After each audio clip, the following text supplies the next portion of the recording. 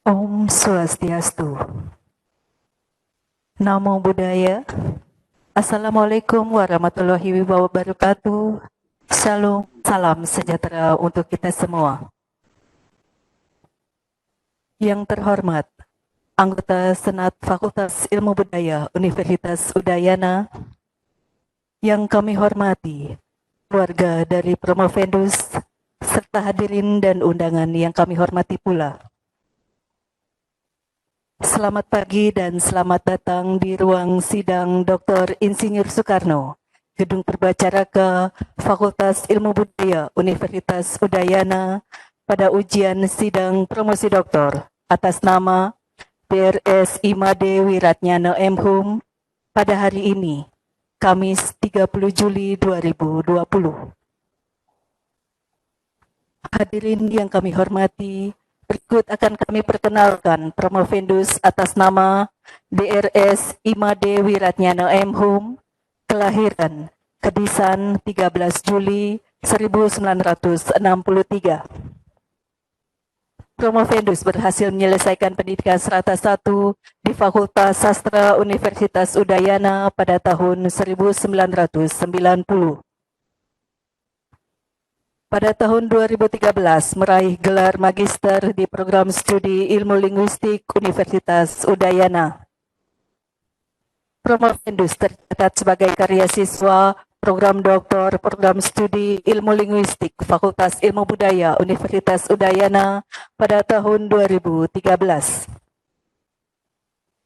Adapun judul disertasi yang akan diuji pada hari ini adalah Cerita Maya Danawa dalam Sastra-Sastra Hindu di Bali. Hadirin yang kami hormati, demikian sekilas tentang Promovendus. Acara akan kami lanjutkan dengan pimpinan sidang promosi doktor, Dekan Fakultas Ilmu Budaya Universitas Udayana, tim penguji atau penyangga, dan Promovendus menempati ruang sidang Dr. Insinyur Soekarno.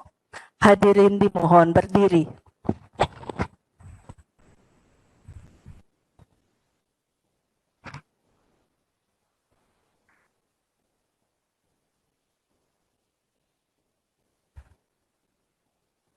Himne Udayana.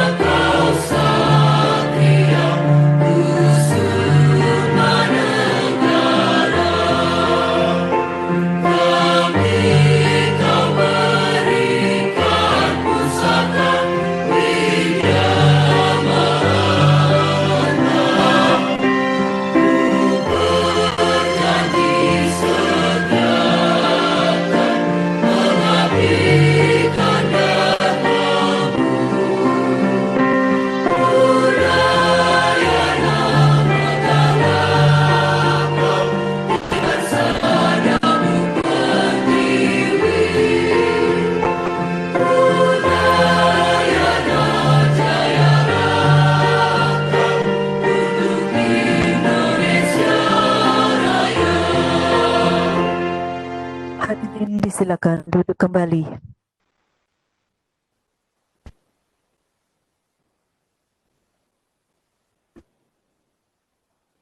Dekan Fakultas Ilmu Budaya Universitas Udayana disilakan memimpin sidang promosi doktor.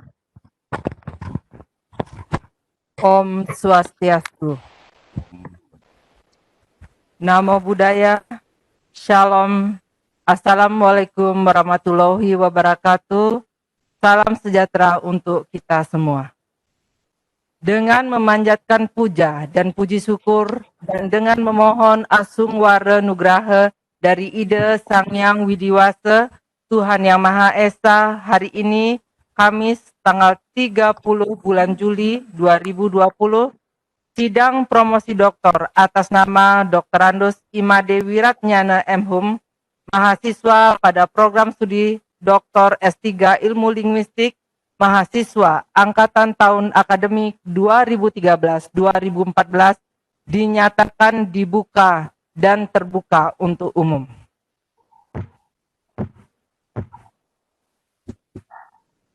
Yang terhormat anggota Senat Fakultas Ilmu Budaya Universitas Udayana, yang kami hormati Bapak Ibu tim promotor dan anggota tim penguji, saudara promovendus yang terpelajar, hadirin yang kami muliakan.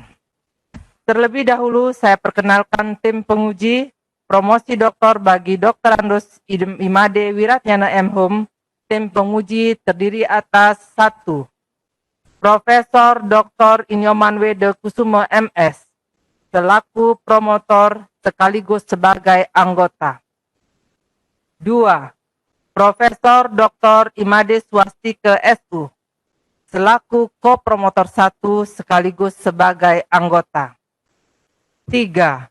Profesor Dr. Inyoman Dharma Putra M.Lid selaku kopromotor 2 sekaligus sebagai anggota. 4. Profesor Dr. Iwayan Cike MS selaku penguji dan sekaligus sebagai anggota penguji. 5. Profesor Dr. Inengah Dwije MSI selaku penguji sekaligus sebagai anggota penguji. 6. Profesor Dr. Iketut Dharma Laksana M.Hum selaku penilai sekaligus sebagai anggota penguji. 7. Dr. Iwayan Suardiana M.Hum selaku penilai sekaligus sebagai anggota penguji. 8. Dr. Andus Ida Bagus Rai Putra M.Hum selaku penilai dan sekaligus sebagai anggota penguji.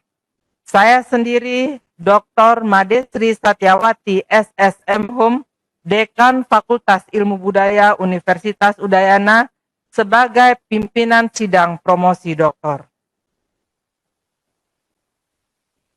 Seorang doktor, selain dapat menghasilkan disertasi dengan benar, juga harus dapat mempertahankan disertasi tersebut terhadap berbagai sanggahan.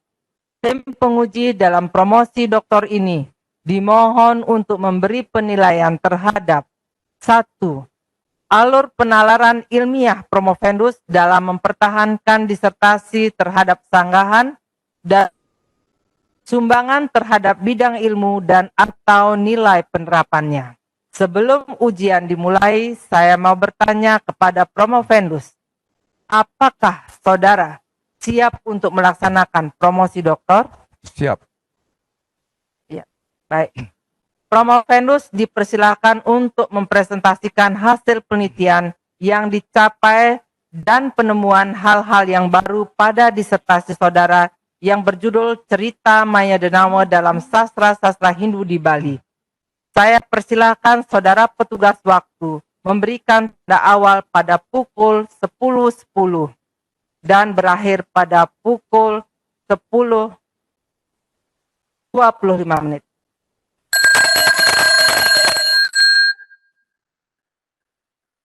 Terima kasih kepada yang terhormat pimpinan sidang sekaligus Dekan Fakultas Ilmu Budaya Fakultas Universitas Udayana atas waktu yang diberikan kepada saya untuk mempresentasikan disertasi saya. Swastiastu. Assalamualaikum warahmatullahi wabarakatuh. Salam, namo budaya, salam kebajikan. Yang terhormat pimpinan sidang, Ibu Dr. Madesri Satyawati SSM Hum, yang saya hormati Ketua Senat, Karis Senat, dan anggota Senat di lingkungan Fakultas Ilmu Budaya Universitas Udayana, yang saya hormati, yang terpelajar, seluruh tim penguji ujian terbuka pada hari ini.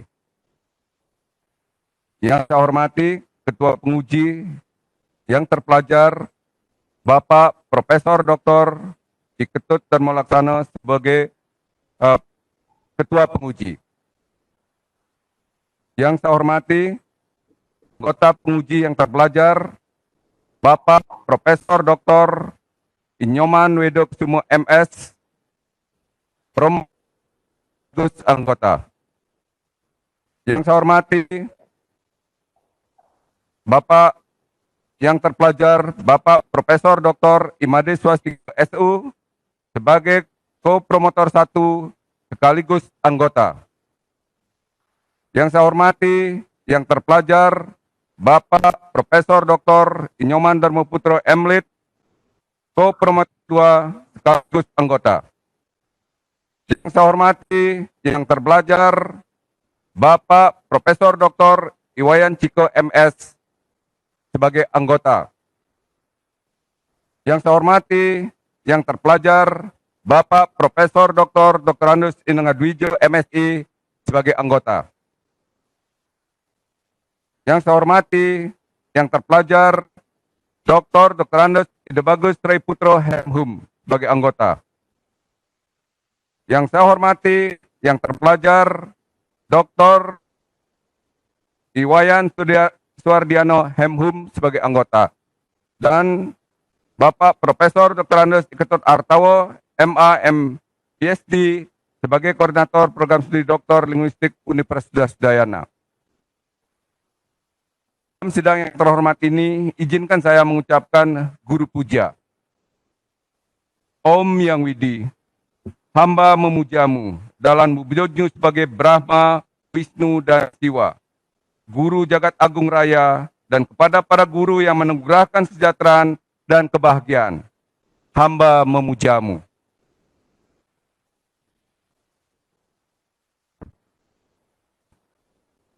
Untuk mengefektifkan waktu, langsung saja saya mulai mempresentasikan disertasi saya yang berjudul Cerita Maya Denawa dalam Sastra-Sastra Indo di Bali.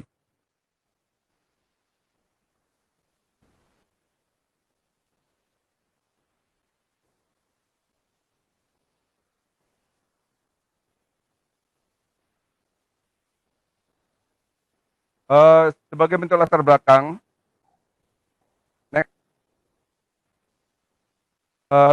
cerita rakyat itu merupakan salah satu bentuk ekspresi kebudayaan daerah, di mana saya melihat ekspresi kebudayaan yang dimaksud dalam cerita Maya Denawa ini masih mengacu dan mengandung unsur-unsur kebudayaan yang disampaikan atau dirujuk oleh Kuncharaningrat, yaitu adanya bentuk religiusitas, kemudian organisasi kemasyarakatan, teknik organisasi kemasyarakatan, bahasa, agama, religius, dan lain-lainnya, ini masih terrefleksi dalam cerita rakyat. Kemudian, dalam cerita Maya Denawa, ini merupakan salah satu dari daerah tradisi lisan yang tumbuh dan berkembang dalam masyarakat Bali. Masyarakat dapat dipahami sebagai bentuk, Maya Denawa dapat dipahami sebagai bentuk ekspresi pewarisan atau penelusuran norma-norma dan adat istiadat yang berlaku di Bali. Seperti apa yang saya sampaikan di awal, memang cerita rakyat itu mengekspresikan di dalam bentuk norma adat istiadat yang berlaku di Bali. Kemudian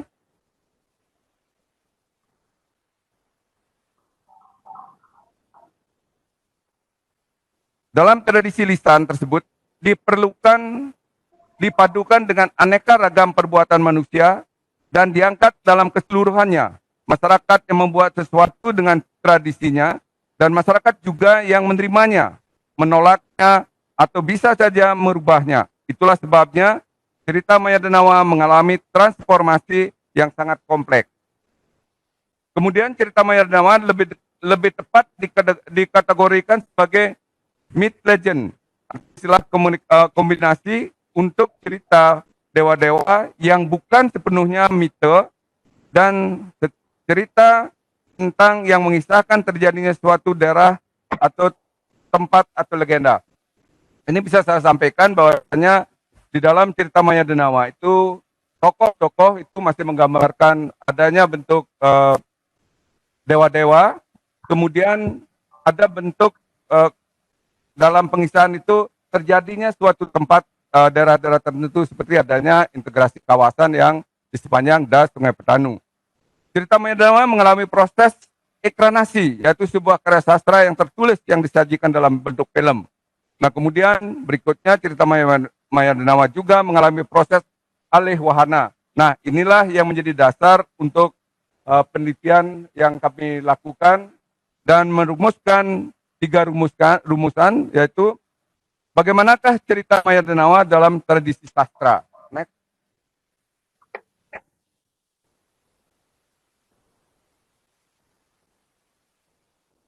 Bisa dilihat ya, rumusan masalah. Bagaimanakah cerita Maya dan Nawa dalam tradisi sastra? Yang kedua, bagaimanakah cerita Maya dan Nawa dalam tradisi seni? Dan yang terakhir, bagaimanakah resepsi masyarakat Bali terhadap cerita Maya dan Nawa dalam tradisi agama Hindu? Next.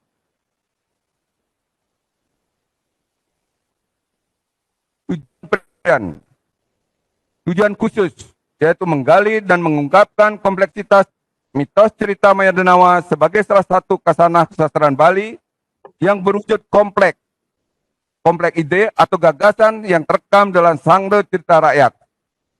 Tujuan umum untuk mengetahui cerita Maya dan Nawa dalam tradisi sastra, untuk mengetahui cerita Maya dan Nawa dalam tradisi seni, dan untuk mengetahui resepsi atau penyambutan masyarakat Bali terhadap mitos cerita Maya dan Nawa dalam tradisi agama Hindu. Next.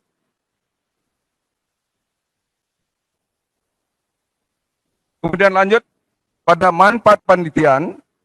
Yang pertama adalah sebagai upaya pengembangan studi ilmu sastra dalam hal kasanah sastra lama, khususnya sastra lisan atau satwa di Bali. Yang kedua, dapat memberikan informasi akademis dan menambah kasanah pengetahuan kajian wacana sastra. Dan yang ketiga, dapat membantu peneliti lain dalam pengembangan pengetahuan khususnya tentang kelisanan, tokoh-tokoh rekanan dalam teks tulis atau lisan dalam konteks masyarakat Hindu pada berbagai representasi sosial. Next. Kemudian bab 2, kita lihat ada kajian pustaka, konsep, landasan teori, metode penelitian. Kajian pustaka, di sini ada beberapa yang next. Dalam kajian pustaka ada beberapa buku yang kita bisa jadikan dasar untuk menempatkan penelitian cerita Maya dan Nawa dalam posisi yang tidak plagiat, kemudian menguatkan kajian-kajian, sehingga saya tidak perlu jelaskan lagi dan untuk kajian pustaka. Lanjut.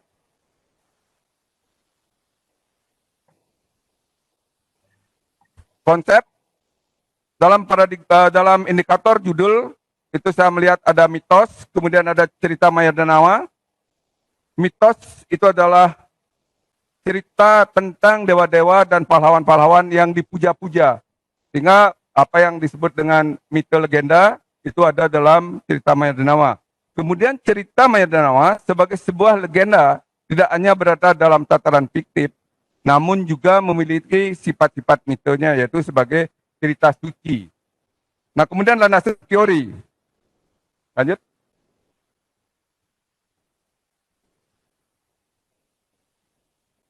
Landasan teori yang dipergunakan itu adalah teori wacana kritis. Teori ini digunakan untuk menganalisis teks-teks Maya dan Nawa agar dapat memahami fenomena sosial, membongkar makna yang ada dalam setiap proses bahasa, dan menghubungkan setiap analisis dengan konteksnya. Analisis wacana adalah upaya pengungkapan maksud yang mengungkapkan suatu pernyataan. Dalam hubungannya dengan penelitian ini, yaitu bagaimana bahasa digunakan sebagai alat untuk mempengaruhi, menyebar ideologi, dan menanamkan nilai-nilai sehingga mampu membuat orang lain patuh dan taat.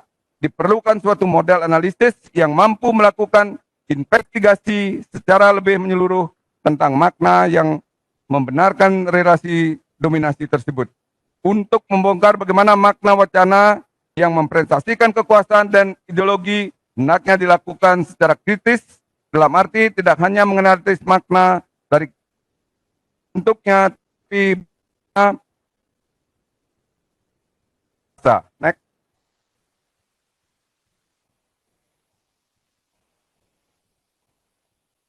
Lanjut, ada teori transformasi. Teori transformasi dari Chomsky dapat digunakan untuk memaparkan transformasi cerita Maya Denawa ke dalam tradisi sastra, seni, dan agama Hindu di Bali. Hal ini disebabkan cerita Maya Denawa yang termuat dalam karya sastra digunakan sebagai sumber dalam bentuk transformasi selalu dinamis dalam sebuah perubahan. Adanya perubahan, adanya pertanda kehidupan, yaitu merupakan kebenaran yang melandasi sejarah dan mempunyai tingkat perubahan yang berbeda-beda. Demikian pula, laju perubahan tidak selalu dan tidak perlu sama dalam segala sektor kehidupan. Next.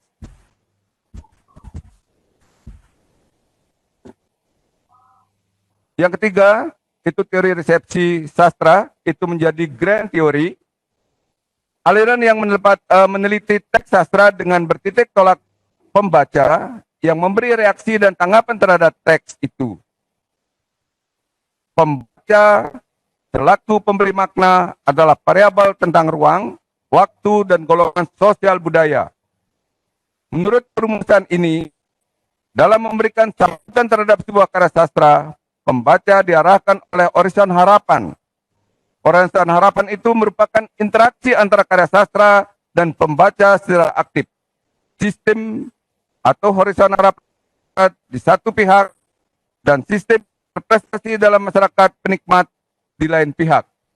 Horizon harapan karya sastra yang memungkinkan pembaca memberi makna terhadap karya sastra tersebut sebenarnya telah diarahkan oleh penyair lewat sistem konvensi sastra yang dimanfaatkan dalam karyanya. Lanjut.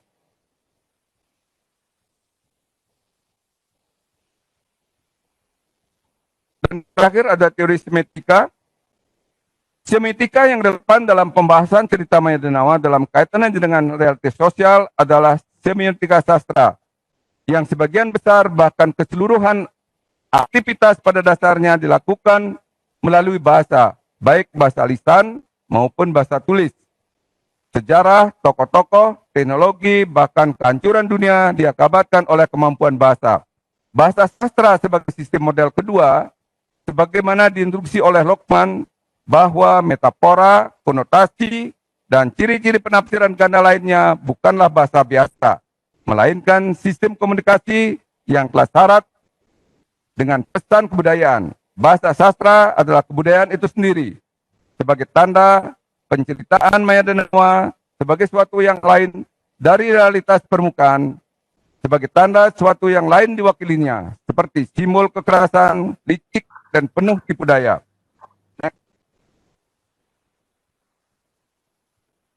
Lanjut pada model penelitian, ini secara utuh kita bisa lihat bahwa cerita Maya Denawa itu mengandung unsur sejarah, ada folklornya, kemudian ada legenda dan mitenya.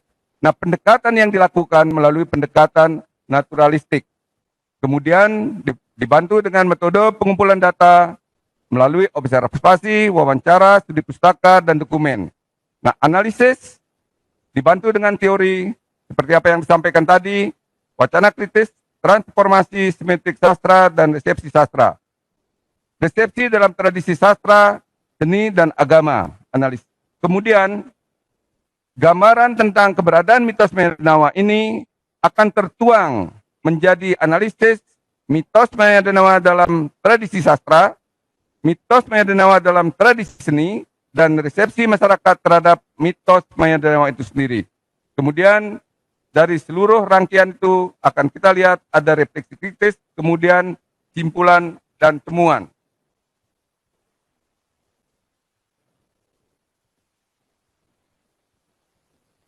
Lanjut ke bab 3, metode penelitian. Secara umum bahwa memang penelitian yang ilmiah itu ada rancangan penelitian. Ini cerita Maya Denawa menggunakan metode kualitatif naturalistik. Kemudian lokasi penelitian lebih lokus di Kecamatan Tampak Siring, Kabupaten Gianyar. Kemudian penentuan informan, peneliti mempergunakan jejaring atau koneksi. Nah, sumber data atau jenis data, sumber data primer yaitu adalah cerita Maya Denawa dari keseluruhan versi cerita Maya Denawa yang diperoleh dari informan. Data sekunder adalah keseluruhan ringkasan cerita Maya Denawa dari sumber-sumber seperti ada kekawin Maya Dewantaka, kekawin Usana Bali, babat Usana Bali, geguritan rusak bedahulu, geguritan Usana Bali, dan Usana Bali bedahulu. Instrumen penelitian yang menjadi key instrumen adalah peneliti yang dibantu dengan instrumen pendukung yaitu adanya alat batu rekam, kemudian catatan, kamera untuk mendokumentasikan aspek-aspek religius yang berkaitan dengan cerita Maya Denawa. Next.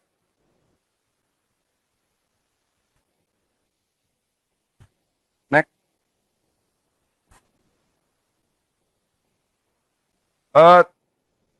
Bisa dibaca? Teknik pengumpulan data itu sudah disampaikan tadi melalui studi pustaka, wawancara, pengamatan, dan studi dokumen. Teknik metode penelitian resepsi adalah penelitian resepsi sastra yang pada penerapannya mengacu pada proses pengolahan tanggapan pembaca atas karya sastra yang dibaca. Teknik imparsial dan verifikasi data ini merupakan penarikan simpulan yang bersifat abstrak. Next.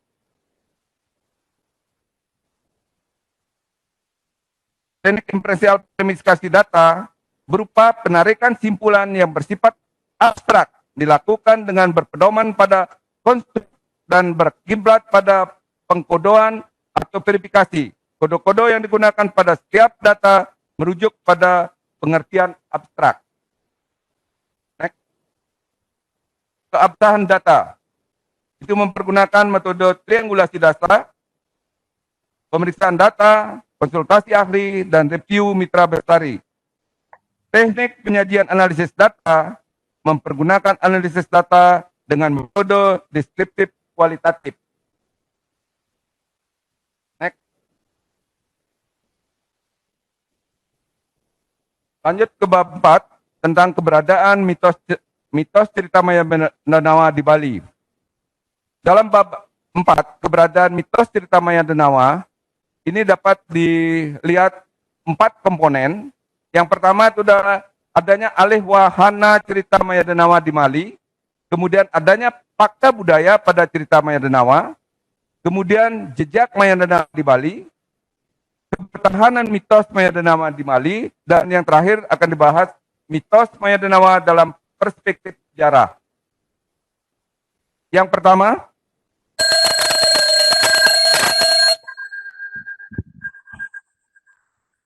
terima kasih karena keterbatasan waktu. Waktu saya kembalikan ke pimpinan sidang. Ya, baik. Selanjutnya untuk 80 menit ke depan dalam sesi tanya jawab dari tim penguji atau penjangah kepada promovendus. Tanpa mengurangi hak para penguji, sidang ini tidak menjadi ajang diskusi mengenai materi dan analisis statistik disertasi yang telah diputuskan dan disetujui oleh panitia ujian doktor tertutup. Karena banyaknya penanya yang menggunakan kesempatan ini, kami mohon kesediaan saudara penguji untuk membatasi waktu dan jumlah pertanyaan. Penguji mengajukan pertanyaan satu persatu sehingga diharapkan semua penguji mendapat kesempatan. Saya mohon saudara petugas waktu memberi tanda awal pada pukul 10.30 dan berakhir pada pukul 11.50. Saya persilahkan yang saya hormati promotor, Profesor Dr. Inyoman Wede Kusuma MS.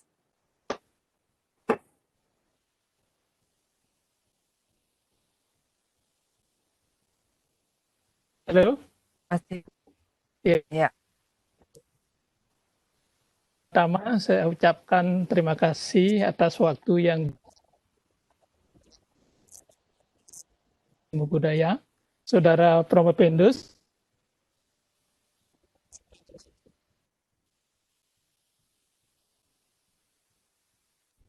ada dua dan mohon penjelasan Saudara.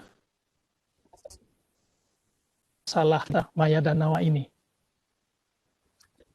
Yang pertama, apa perbedaan spesifik yang saudara temukan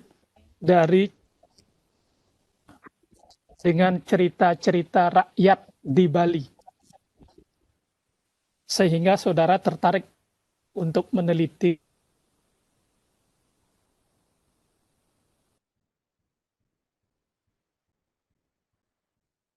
bagaimana manfaat penelitian saudara dan masyarakat Bali pada khususnya. Terima kasih. Silahkan saudara menjawabnya.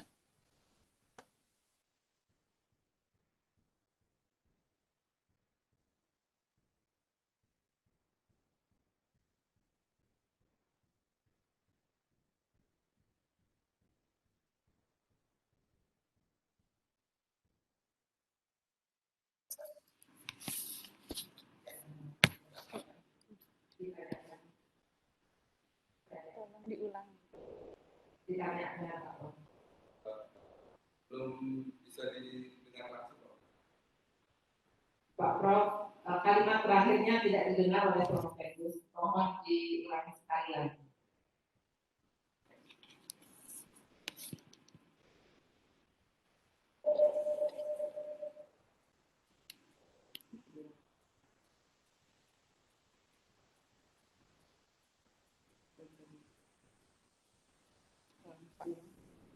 Pak Prof, ya, mohon diulangi. Akhirnya tidak diulangi. Kan? Nggih, Pertanyaan kalimat kedua, terakhirnya ya. saja. Ya, pertanyaan saya yang kedua, bagaimana manfaat penelitian ya pada ilmu pengetahuan, Mas? Silakan Prof. Pertanyaan keduanya dijawab. Mendengar kan? Ya, silakan saudara menjawab. Pertanyaannya adalah apa perbandingan cerita yang Bapak ambil dengan cerita-cerita yang lain. Silakan Bapak jelaskan. Yang kedua sudah disampaikan juga. Yang terhormat pimpinan sidang, mohon izin saya akan menjawab pertanyaan dari yang terpelajar Bapak Profesor Dr. Nyoman Widokusumo MS. Kalau saya tidak salah tangkap, itu ada kata-kata spesifik, mungkin perbedaan yang spesifik dengan cerita-cerita yang ada di masyarakat. Itu mungkin ini saya menangkap secara umum ya perbedaan. Kemudian yang kedua ini berlanjut, mungkin ada kebermanfaatan yang ditanya mengenai penelitian terhadap ilmu pengetahuan dan masyarakat. Mungkin mohon izin kalau itu salah, saya akan lanjut memberikan tanggapan. Terima kasih Pak Prof. Nyoman Wido. Dalam hal ini, saya melihat ada beberapa yang memang menjadi perbedaan yang spesifik sehingga menjadi dasar untuk saya bisa masuk ke fokus cerita Maya Danawa. Yang pertama, saya melihat cerita Maya Danawa itu dengan cerita-cerita yang lain seperti apa yang saya sampaikan tadi, itu mengandung unsur mito legenda, sehingga dua hal ini itu tidak semua cerita atau dongeng di Bali mengandung seperti itu. Nah kemudian setting cerita dari cerita Maya Danawa ini lebih melihat ada fakta sebagai bentuk integrasi kawasan. Artinya cerita Maya Danawa latarnya itu adalah di Das Petanu, itu masih konkret kita bisa lihat. Kemudian di dalam ideologi, dalam kosmologi, kita melihat ada suatu proses ideologi tentang adanya bentuk tirtempul, itu kosmologi penciptaan. Kemudian ada unsur-unsur fakta sejarah dan arkeologis yang masih kita bisa lihat sampai sekarang. Adanya ideologi teologis, sehingga kecenderungan masyarakat melihat bahwa cerita Maya Danawa dianggap fakta sejarah. Nah ini yang cukup menarik untuk kita bisa masuk ke dalam. Nah kemudian kebermanfaatan dalam ilmu pengetahuan itu paling tidak apa yang saya gambarkan di awal itu sebagai upaya pengembangan studi ilmu sastra dan dalam hal sastra lama, khususnya sastra lisan. Ini yang menjadi kontribusi dalam kebermanfaatan ilmu pengetahuan. Dan yang berikutnya dapat memberikan informasi akademis dan menambah ke sana pengkajian wacana sastra. Nah, kemudian kebermanfaatan pada masyarakat, secara sederhana kita melihat bahwa ada penguatan hubungan simbol konstruktif keagamaan dalam simbol ekspresi seni. Nah, ini setiap saat ritual di Bali itu masih ada korelasi membuat penjor, kemudian lamak, cenigan, itu sangat berkorelasi, sehingga adanya bentuk penguatan simbol konstitutif yang ada di sana. Nah, kemudian penguatan kohesi sosial. Sampai sekarang di Das Sungai Pekerisan sampai di Tirta Empul itu mempunyai suatu satu persepsi bahwa daerah-daerah yang terpenduk itu menjadi produk dari sebuah cerita Maya Denawa. Nah, yang terakhir mungkin dalam ilmu pengetahuan yang lebih harus bisa diperdalam lagi ini adalah menyajikan sebuah dialektika yang memberikan pencerahan lila. Kenapa?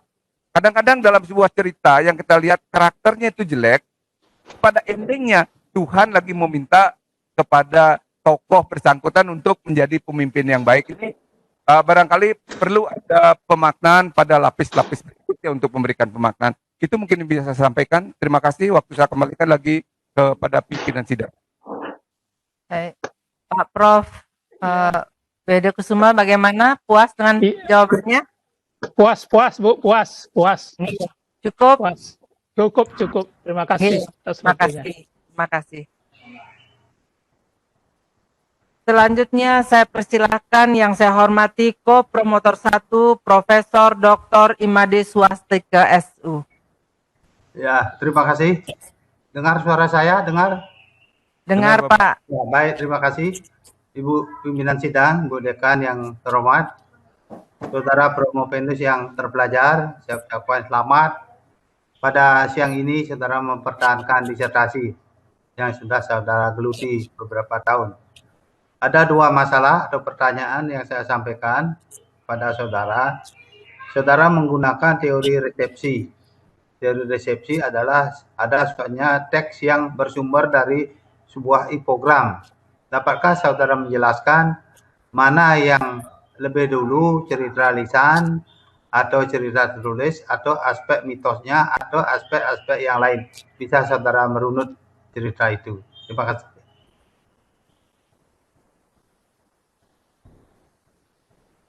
Silakan. Ya. Yang terhormat pimpinan sidang, mohon izin saya akan menjawab pertanyaan dari yang terpelajar Bapak Profesor Dr. Imade Swastika yang pada dasarnya bertanya atau memperdalam tentang teori resepsi yang tidak salah tangkap, mana yang lebih awal pada teks tulis atau yang kelisanan. Ini sebenarnya dari sudut pandang kita melihat, kadang-kadang itu bisa lisan lebih awal, kemudian baru tertulis. Nah, kemudian kalau kita melihat esensi daripada cerita Maya Denawa ini sebagai bentuk ipogram, itu kita merujuk kepada teks kekawin Maya Denawantaka. Ini yang kita menjadikan rujukan bahwa teks kekawin Maya Denawa itu, apakah itu mereduksi atau mengambil dari cerita lisan lebih awal, ini perlu penelusuran lebih jauh. Tapi batasan kami untuk melihat bahwasannya yang dijadikan batasan ipogram sekarang itu adalah teks kekawin Maya Denawantaka yang ditulis oleh Perdana Sakti Wurau. Itu yang mungkin bisa saya sampaikan. Waktu saya kembalikan ke pimpinan sidang. Ya. Silakan Bapak untuk pertanyaan yang kedua. Apakah pertanyaan pertama cukup? Yang pertama itu ada sedikit catatan. Ini tradisi lisan dengan tulis kan bisa dialektika, bisa lisan dulu tapi bisa tulis. Tapi kalau kita lihat atau merujuk pada Tampak Siring sebagai sentral kerajaan di Bali ketika itu cerita Maya Denawa sudah dikenal, setidaknya abad ke-8 atau sebelum itu sudah ada cerita itu berkaitan dengan seluruh Tirta Empul itu. Mungkin ini perlu studi yang lebih khusus, jadi tidak bisa kita menyebutkan Maya Denawa karena itu kan baru abad pertengahan, zaman Gel-Gel dan sebagainya. Itu catatan saja, itu penelitian yang lebih khusus ya. Karena secara lisan justru dia tradisi itu jauh sudah ada ketika adanya Tirta Empul sebagai pusat pura dan pemandian di Bali. Itu yang saya catatkan ya. Yang kedua, saudara sebut Maya Danawa sebagai mitos atau tokoh suci. Dapatkah saudara mengelaborasi lebih jauh lagi sejauh mana teks atau tokoh itu dipuja, diterima oleh masyarakat Bali sebagai istilahnya kalau suci mungkin di susuhunan atau di patungan atau dan sebagainya. Silakan. Terima kasih kepada Bapak terpelajar, Bapak Profesor Dr. Imades Swastike. Saya langsung menanggapi apa yang Bapak sampaikan. Sesungguhnya saya melihat bahwa apa yang saya sampaikan yang menjadi dasar pijakan saya untuk mengkaji cerita Maya Denawa, paling tidak ada dua yang bisa saya lihat. Cerita Maya Denawa itu mempunyai unsur mitos, mite, yaitu ada unsur-unsur sucinya, ya, kemudian ada legenda, unsur pembentukan dari suatu tempat atau asal-usul. Nah, kemudian bagaimana kita bisa melihat bahwa Maya Denawa kita masuk dalam kategori mite. Nah, orang di Bali cenderung melihat sudut pandang ya dalam sebuah cerita tidak saja hanya bentuk yang di luar saja. Kalau kita melihat atau menelusuri mendalami dari sebuah cerita khususnya cerita Maya Denawa yang memang awal itu karakter Maya Denawa itu adalah protagonis yang sangat kejam, kaku, angkuh dan lain sebagainya. Nah, di penghujung cerita ya, ini seperti apa yang menjadi temuan saya, ini membuat lilo, artinya apa? Lilo itu adalah permainan Tuhan. Kita diajak untuk memahami bahwa cerita itu tidak mesti harus dilihat di permukaan saja. Malah justru pada endingnya ya, tokoh Maya Denawa itu diutus kembali setelah meninggal untuk turun menjelma menjadi pemimpin Raja Bali. Ini dalam versi tulisannya. Nah, oleh demikian ada juga bentuk-bentuk pemujaan atau mungkin ini masih dalam kapas segelintir gitu, segelintir orang. Kalau saja umpamanya ada patung Maya Denawa begitu masuk di kawasan Tirtompul, kalau saja itu jahat, mungkin orang tidak ada yang ngaturin canang dan lain sebagainya. Kemudian di Gua Maya Denawa sebelah Tukar Petanu itu dijadikan tempat untuk meditasi. Nah, ini kan sudut pandang resepsi daripada masyarakat Bali terhadap tokoh. Sama mungkin kalau kita melihat Rangda di Bali, ya itu wajahnya buruk, tapi menjadi disucikan. Nah, paling tidak ada gambaran-gambaran, mungkin ini perlu diperdalam lagi sejauh mana mungkin dalam pengarcaan daripada Maya Denawa ini menjadi perhatian kita bersama untuk kita bisa jauh lebih dalam untuk menelitinya. Terima kasih Pak Prof. Ya. Terima kasih. Pak Prof. Terima kasih juga. Oke. Selanjutnya saya persilahkan yang saya hormati ko-promotor 2 Profesor Dr. Inyoman Darmo Putra MD. Terima kasih Ibu pimpinan sidang. Yang saya hormati para penguji, hadirin sekalian, dan juga Saudara Made Wirajana yang hadir dalam ujian terbuka sekarang ini. Pertanyaan saya adalah melanjutkan apa yang Saudara jelaskan tadi tentang representasi Maya Denawa dalam berbagai bentuk kesenian. Entah di patung, seni rupa, entah seni pertunjukan, dan juga seni sastra. Mohon jelaskan seperti apa sosok Maya Denawa dilukiskan dalam patung misalnya, dalam seni lukis misalnya. Kalau di dalam teks sastra kan kita melihat, menikmati, menyimak kata-kata Maya Denawa itu nyapok adik aku, raksasa yang ateis atau tak percaya sama Tuhan. Seperti itu di dalam seni sastra. Kalau dalam seni pertunjukan, kalau dalam seni rupa, seperti apa Maya Denawa itu dilukiskan? Silakan. Terima kasih Pak Prof. Dr. Nyoman Darmo Putra, MLID. Mohon izin yang terhormat pimpinan sidang, saya akan menjawab pertanyaan dari penanya. Kalau saya tidak salah tangkap, apa yang menjadi representasi bentuk daripada transformasi alih wahana dari cerita Maya Denawa, baik dalam sastra, seni, dan agama, kita melihat dalam bentuk seni, itu ada beberapa yang kita bisa lihat dalam lukisan itu masih tetap menggambarkan tokoh-tokoh Maya Denawa yang dalam bentuk peperangan. Nah, kemudian kalau dalam Arcanam ya itu dalam bentuk ogoh-ogoh. Ini barangkali kita akan berbicara tentang simbol ya, simbol. Nah, di sini Maya Denawa diperankan menjadi tokoh yang antagonis, tetap antagonis, tapi paling tidak itu dijadikan penyomyo. Dengan bentuk seperti itu, kita jadikan somyo dia. Nah, kemudian dalam Arcanam, ya dalam penelitian saya melihat di Gua Maya Denawa memang ada patung Maya Denawa di dalamnya. Kemudian ada patung Indra.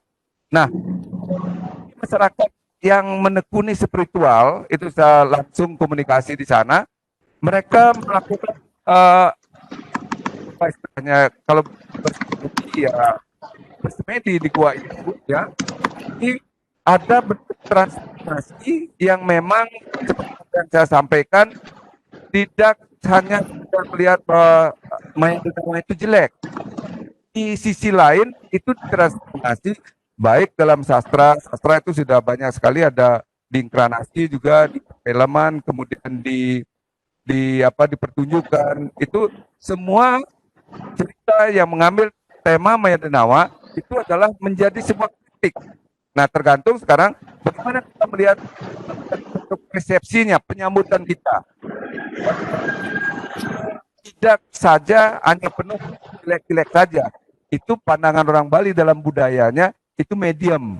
Artinya yang jelek pasti ada baiknya. Kemudian yang baik pasti masih ada nodanya. Itu barangkali yang mungkin kita cermati dalam representasi bentuk, dalam transformasi ke bentuk seni, sastra, dan agama. Itu mungkin bisa saya sampaikan, Pak Prof.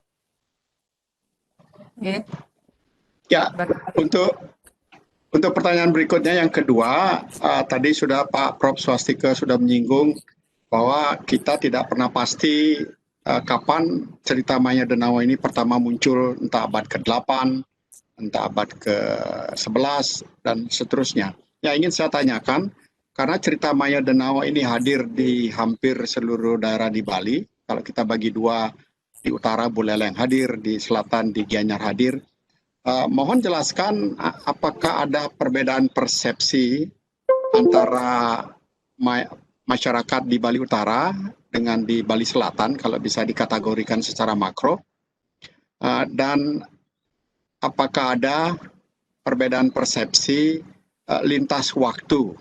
Misalnya dulu Maya Denawa itu dilukiskan sangat negatif, belakangan misalnya menjadi kebalikannya, positif. Jadi secara geografis mengapa berbeda, adakah berbeda dan mengapa berbeda, secara lintas waktu adakah berbeda dan mengapa berbeda? Silakan. Terima kasih. Saya lanjut lagi untuk ini terkait dengan pertanyaan seperti apa yang Pak Prof sampaikan. Ini tadi masih kelisanan. Dalam hipogram mungkin ada kelisanan yang kita bisa lihat menceritakan tentang perbaikan Puro Tirtompul atau permandian Empul, ya, itu dalam Sakenan ada batu tertulis di sana yang menyebut bahwa perbaikan daripada permandian Tirtompul itu oleh Sri Kesari Warmada, Sri Kesari. Nah, ini merujuk bahwa zaman itu sudah ada gambaran tentang cerita-cerita lokal yang mungkin ada berkaitan dengan terbentuknya Tirtompul itu sendiri. Nah, kemudian baru ditulis kembali oleh Dangyang Nirarto itu sekitar abad pertengahan, abad ke-14. Nah, ini menjadi polemik sekali. Apakah memang cerita lisan yang ada di sana itu persis apa yang ditulis oleh Dangyang Nirarto, atau mungkin ada semacam transformasi tambahan. Nah, kemudian karena lokus cerita ini artinya ada di seputaran Das Petanu dan Das Pekerisan, kita melihat juga Bali terbagi menjadi dua geografis, Bali Utara dan Bali Selatan. Nah, karena ini cerita lisan, setiap orang bercerita itu menjadi original, artinya ada kelisanan yang original, ini terjadi suatu persepsi yang berbeda. Ketika Bali Selatan, terutama pada lokus cerita yang terletak di daerah kawasan Tampak Siring itu menggambarkan bahwa tokoh Maya Denawa itulah tokoh yang antagonis. Nah, kemudian kalau kita melihat lagi persepsi masyarakat Bali Utara, terutama dari Bintang Danu, kemudian 9 Bintang Bali Ago, itu menganggap bahwa tokoh Maya Denawa adalah tokoh pejuang. Karena apa? Mereka melihat cerita ini adalah turunan dari Jayapangus. Nah, ini dua persepsi yang sangat kita bisa membuat kajian lebih dalam lagi. Ya, di Bali saja ada dua sudut pandang antara baik dan buruk. Tetapi kita tidak mempermasalahkan bagaimana persepsi masyarakat. Tetapi paling tidak cerita Maya Denawa itu memberikan kontribusi yang positif untuk pembentukan karakter. Pada ideologi kosmologinya kita lihat. Dengan adanya cerita Maya Denawa berarti kawasan sepanjang das Sungai Pekerisan dan Petanu karena dibentuk ada Luan Teben di sana, itu masyarakat Bali dalam kosmologi teologi itu menjadi lebih mantap. Ada Luan Teben, ya utara selatan itu terbentuk di sana dalam tradisi lisannya. Nah kemudian selanjutnya mengenai persepsi saya kembalikan kepada pembaca atau penikmat sastra. Apakah memang Maya Denawa dianggap baik atau buruk, itu kembali sudut pandang daripada pembaca atau pemirsa itu sendiri, Pak Prof. Terima kasih. Baik, Pak Prof. Gimana? Sudah. Terima kasih, bisa dilanjutkan. Oke, terima kasih. Selanjutnya saya persilakan yang saya hormati tim penguji, Profesor Dr. Iwayan Cike MS.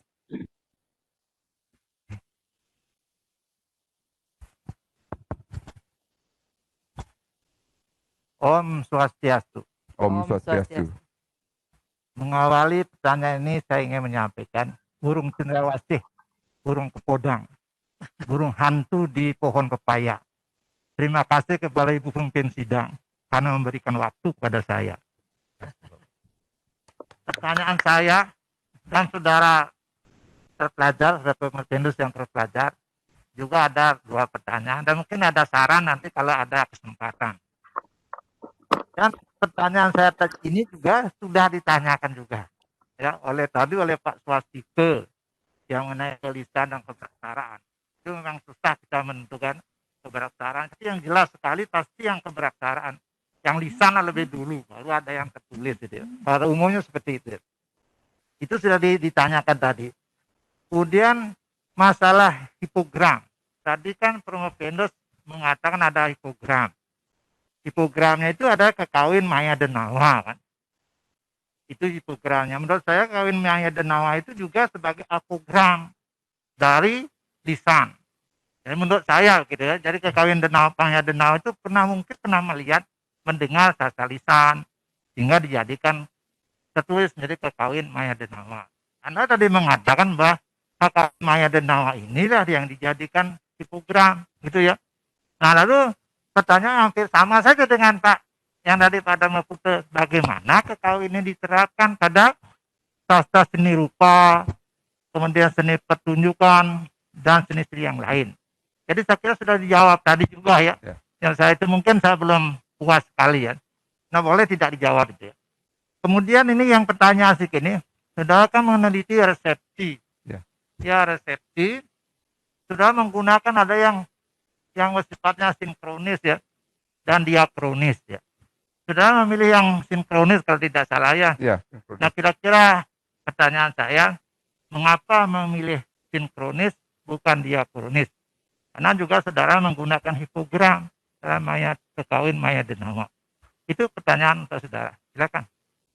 Terima kasih atas apa yang disampaikan. Mungkin menjadi pertanyaan dan masukan kepada Pak Profesor Dr. Iwayan Cike MS. Saya langsung menjawab. Paling tidak gambaran tentang lisan, kelisanan itu tetap menjadi polemik kita. Ya, mana duluan lisan atau tulisan itu perlu ada pengkajian yang lebih dalam lagi.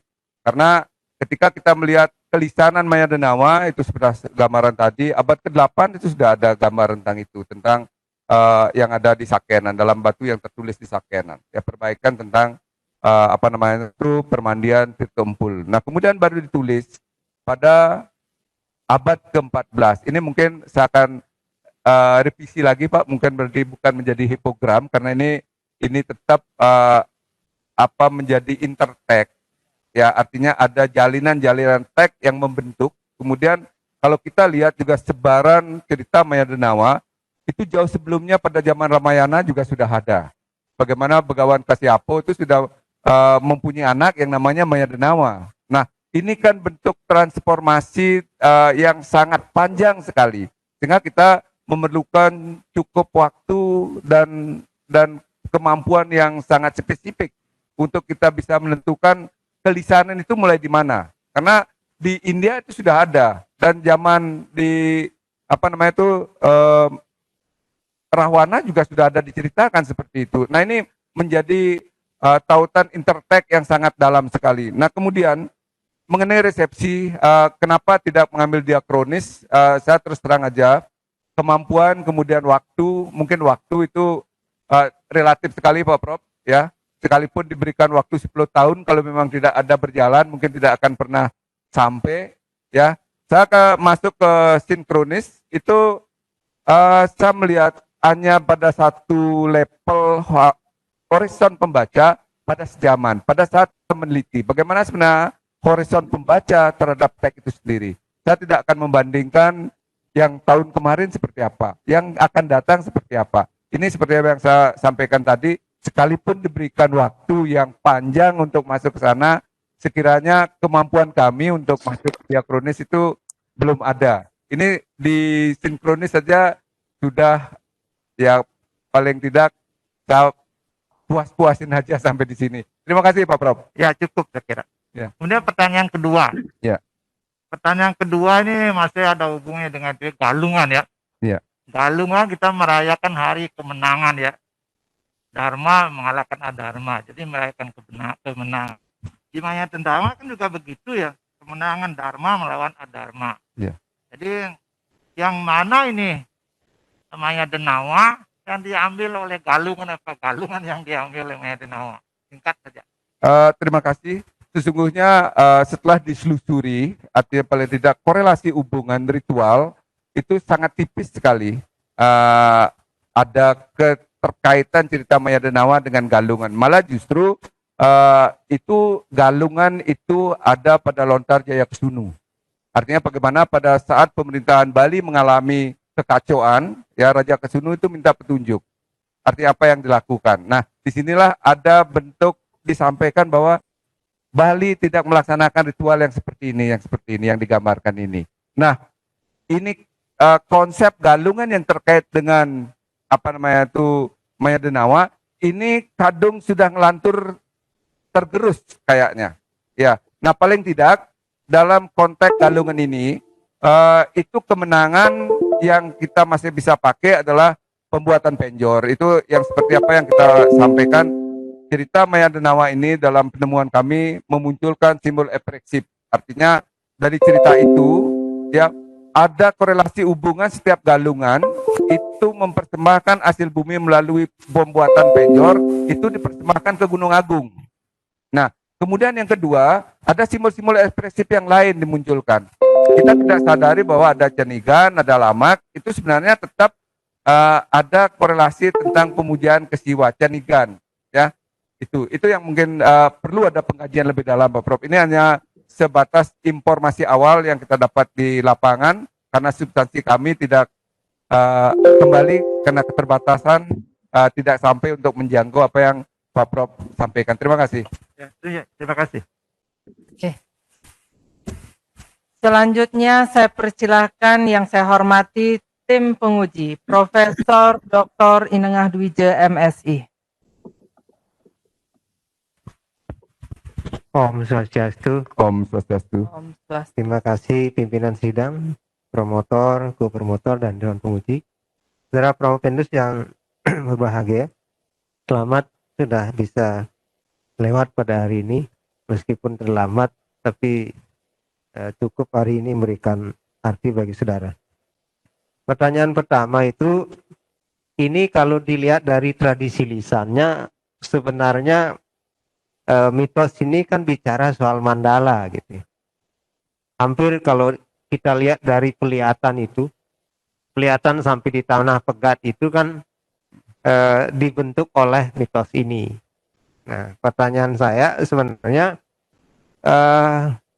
kalau dia sudah memiliki implementasi dalam konteks mandala, maka secara internalisasi sebenarnya masyarakat yang kena dampak dari mandala ini menganggap bahwa ini mandala ini adalah pemberian dari Maya Denau, sehingga dia tidak bisa merubah. Dan setelah dia mengalami internalisasi, akhirnya dia menjadi fakta sejarah seperti yang disampaikan oleh Bu Edi. Jadi mitos itu ada fakta sejarahnya. Nah, tentu sejarah yang dimaksud di sini adalah sejarah lokal gitu ya. Nah, kira-kira dari pengamatan saudara, apa kekuatan yang paling utama dari mitos ini sehingga sebuah mandala dianggap sebagai sebuah fakta sejarah oleh penganutnya? Silakan jawab. Terima kasih dari Bapak yang terpelajar Profesor Dr. Rantes Mengaduijo MSI. Saya akan menjawab seperti apa yang disampaikan, bahwasanya kalau kita bisa melihat flashback atau mungkin dalam persepsi resepsi kita terhadap cerita, terutama Maya Denawa, memang kelihatan ada bentuk mandala yang dibentuk di sana. Dari sentral itu adalah bedahulu, kemudian ada poros yang dibentuk membelah, mempunyai kosmologi, ada luan teben, kemudian ada pekerisan dan petanu, itu menjadi konsep yang sangat bisa kita lihat sebagai bentuk poros teologis. Orang Bali mempunyai luannya pekerisan, itu semua situs-situs kesucian ada di pekerisan, kemudian di teben, dari kawasan Tampak Siring, arti lurus dengan Tirtompul, sampai Bedulu itu tidak ada situs apa-apa yang terkait dengan kesucian. Sehingga kalau kita bisa lihat menjadi fakta sejarah, orang Bali dalam budayanya melihat ada luan teben, kalau di luan itu tempat suci, kalau di teben itu tidak dibangun sebagai tempat suci. Nah, kemudian bagaimana korelasi hubungan menjadi fakta integritas yang menjadi penyatu di sana. Ini yang saya lihat, setiap desa-desa menjadi rentangan dalam perjalanan cerita Maya Denawa, itu mempunyai cerita-cerita yang terkait dengan perjalanan masa perang. Kemudian dari Belusung, kemudian itu dijadikan semacam dasar sejarah dari desa itu sendiri. Ada Belusung, ada kemudian Mancewarno, kemudian mungkin Pelihatan sebagai mandala juga gitu. Nah, kemudian apa yang diakibatkan dari integrasi kawasan itu? Nah, di sini kita melihat ada koreksi sosial. Artinya paling tidak masyarakat di sana mengakui, ya seperti Pak Prof sampaikan, sebuah mandala perdikan dari Maya Denawa menjadi sebuah sentral kekerajaan yang sangat adiluhung sebenarnya. Ada Bedahulu menjadi pusat kerajaan Bali dan lain sebagainya. Sehingga dalam tataran konsep ada kosmologinya, ada teologisnya, itu sangat komplit dibentuk dalam cerita Maya Denawa. Terima kasih Pak Prof. Terus yang kedua, saya menjadi menarik, sebenarnya siapa itu Maya Denawa ini? Apakah dia representasi dari dalam tanda kutip lokal genius dari Bali yang sebenarnya melawan kekuasaan atau pengaruh dari India? Karena di situ ada Indra. Indra tidak diakui oleh Maya Denawa. Dan Indra memaksakan diri untuk memberangus Maya Denawa. Ini sebenarnya kalau fakta secara teologi, kita lihat di Puro Gumang di atas di atas Tampak Siring itu. Dan di Puro Gumang itu sudah ada catatan bahwa sebelum Samuan Tige yang kedatangan Pukuturan, Puro Gumang itu sudah ada namanya Puro Pak Iguman. Nah, semua sekte-sekte di situ sudah sudah disatukan oleh satu konsensus di sana. Muncullah Tirtompul ini dan tipologinya sama. Jadi para arkeolog menyebutkan bahwa ini sekitar abad ke-8. Maka catatan dari Pak Swastiko tadi betul bahwa sebenarnya mitos ini jauh lebih awal berkembang ketika ada teks Maidenauer. Karena teks Maidenauer sekitar abad 14. Nah, ini sudah abad ke-8. Nah, saya curiga bahwa Maidenauer itu adalah sebuah bentuk pemburukan terhadap potensi lokal atau keunggulan lokal atau penduduk lokal, seolah-olah kita yang kanibal. Datanglah dari India, kemudian Indra berkuasa, dan ini dianggap sebagai sebuah pencerahan. Nah, kalau kritis kita adalah, tidakkah Maidenauer ini adalah seorang pahlawan yang justru mampu melawan pengaruh dari asing itu? Nah, bagaimana pendapat saudara tentang itu? Terima kasih Pak Prof. Sesungguhnya apa yang Pak Prof sampaikan itu menjadi catatan-catatan yang memang mengganjal di hati saya, ya, karena bagaimanapun dalam sebuah cerita itu kembali dalam resepsi adalah sudut pandang, horizon harapan. Ketika Pak Prof menyampaikan bahwasanya apakah Maidenauer itu kemudian siapa Maidenauer, ini menjadi pertanyaan yang sangat mendasar sekali. Kalau dilihat dari etimologi, mungkin saya sempat baca juga apa yang Pak Prof tulis, ya. Artinya Maidenauer, kalau Maya itu mungkin yang mayo-mayo itu artinya yang sangat semu semua, yang abstrak semua. Kemudian Denawa yang mungkin mengacu kepada pandu, ya, anak-anak dari Danawa gitu, berarti ada raksasa. Nah, raksasa ini sebuah kekuatan. Kekuatan yang maya. Maya itu yang mana yang menjadi kekuatan? Ini kan sangat luar biasa. Kemudian ada beberapa episode yang mungkin dengan kasat mata kita bisa melihat. Dia minta bantuan ke sorga. Kemana? Ke sorga, ke jauh, ke timur laut. Kemana? Timur lautnya apakah ke India atau kemana? Ini kan ada transformasi yang kita harus bisa dalami lebih dalam lagi. Nah, kemudian gimana kita bisa melihat apakah ini sebuah pembusukan karakter atau penekanan pada sebuah sektor? Ini cukup untuk bisa dijadikan kajian yang lebih dalam lagi. Paling tidak cerita yang memang istilahnya sangat sederhana sekali dan masyarakat umum bisa melihat cerita Maidenauer. Tapi di balik itu seperti Pak Prof sampaikan, apakah tidak ada istilahnya penekanan sektor di sana? Kenapa? Ada indera yang muncul di sana. Ada indera. Kemudian ada orang-orang Bali yang dianggap kanibal dan lain sebagainya. Nah, apa di sini ada suatu muatan ideologi yang terselubung. Ini kan pada kajian saya mungkin tidak sampai di sana, tapi paling tidak Pak Prof, apa yang disampaikan itu tetap menjadi ganjalan di pikiran saya, karena Pak Prof berapa kali juga menulis tentang tradisi lisan terkait dengan unsur maya yang ada dalam menjadi sebuah kekuatan. Terima kasih Pak Prof sarannya. Dah, Pak Prof. Oke. Selanjutnya saya persilahkan yang saya hormati tim penilai, Profesor Dr. Iketut Dharma Laksana M.Hum. Terima kasih pimpinan sidang. Saudara Pemimpinus, ada 2 pertanyaan. Pertanyaan pertama, tolong dijawab dengan singkat ya, singkat tapi jelas gitu ya. Nah, tadi sudah diperbincangkan seolah-olah cerita Maidenauer ini bergerak demikian rupa ya. Dari awal munculnya abad ke-8 sampai berupa teks yang muncul abad ke-14. Di sini Pak Made Pemimpinus harus menjelaskan terdapat hubungan proses semiosis ya, proses semiosis dengan transformasi yang ada atau terjadi pada masyarakat bahasa ini. Yang sangat penting dijawab adalah bagaimana pandangan masyarakat Bali, terutama generasi muda, terhadap transformasi yang terjadi.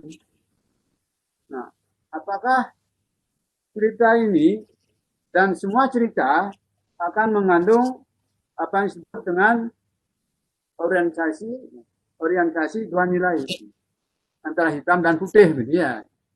Nah, tolong Prof. Fendus jelaskan bagaimana pandangan generasi muda terhadap proses mintis yang terjadi berkaitan dengan transformasi tadi. Silakan. Terima kasih Pak yang terpelajar, Pak Doktor, Profesor Doktor, Pak Dr. Melaksano. Izinkan saya dari awal bercerita bahwasanya penulisan dari lisan ke tulis itu memang belum kita bisa sepakati dalam tulisan ini. Saya tidak bisa memberikan bahwa lisan atau tulisan yang menjadi program kemudian. Nah kemudian yang paling penting kita melihat bagaimana generasi muda bisa melihat cerita Maya Denawa pada masa kini. Sesungguhnya dalam generasi muda, dalam dewasa ini, cerita Maya Denawa itu sudah ditransformasi oleh generasi muda. Paling tidak dalam setiap event, ya, dalam setiap kegiatan, baik itu dalam nyepi itu ditransform menjadi ogoh-ogoh, kemudian di dalam raya galungan dibuat penjor. Nah, artinya generasi muda milenium sekarang itu tidak mono melihat bahwa ini karakter jelek, terus tidak bisa dijadikan dasar pemikiran. Yang ingin saya sampaikan, bahwasanya generasi muda sekarang itu jauh lebih bisa memilah, artinya dengan hal yang jelek itu bisa diambil hikmahnya. Kalau saja ada ketokohan seperti itu, mungkin dia akan tidak mencoba meniru dan lain sebagainya. Itu yang barangkali dalam mimesis sastra itu tidak bisa diadopsi secara utuh.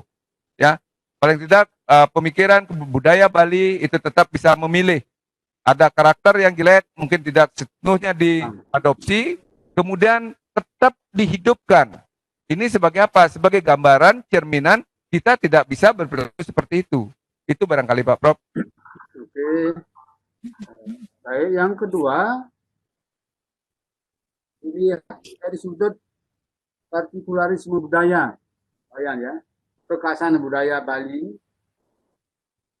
terlihat pertahanan cerita Maya Denawa ini seperti apa? Karena apa? Karena ideologi yang terpahat di dalamnya itu sudah dijadikan sebagai pegangan. Dalam hal ini, yang buruk tidak ditiru, yang baik diambil. Bagaimana ini? Terima kasih Pak Prof. Pertanyaan juga agak tersendat-sendat, akhirnya ini agak sedikit gangguan. Saya tidak bisa menangkap apa yang Pak Prof sampaikan sesungguhnya. Prof mungkin bisa dibantu Bu pimpinan sidang, saya kurang bisa menangkap. Pak Prof, mohon diulang sekali lagi pertanyaannya. Mohon maaf tadi tidak terdengar di ruang sidang Niki. Partikularisme budaya itu kekhasan budaya yang dimiliki oleh Bali dalam hal ini ya. Itu. Kekhasan budaya. Mungkin kalau kita lihat asal muasal cerita yang mungkin mirip seperti yang terjadi di India, ya pakaiannya, kalau di Bali sudah mengalami perubahan sesuai dengan perkembangan budaya Bali gitu loh. Itu yang disebut dengan dari sudut budayaan partikularisme budaya. Nah, apakah bisa dirunut itu? Cerita ini bermula dari luar, kemudian masuk ke Bali sesuai dengan budaya Bali itu. Itu maksudnya.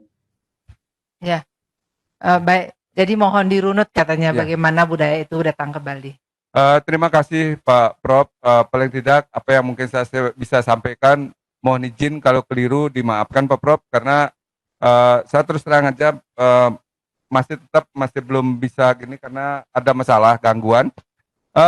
Kalau kita melihat seperti apa yang saya sampaikan tadi, sebaran cerita lisan Maya Denawa itu sebenarnya tidak hanya terjadi di Bali saja. Jauh sebelumnya di Jawa atau mungkin dalam teks-teks lama ya, terutama di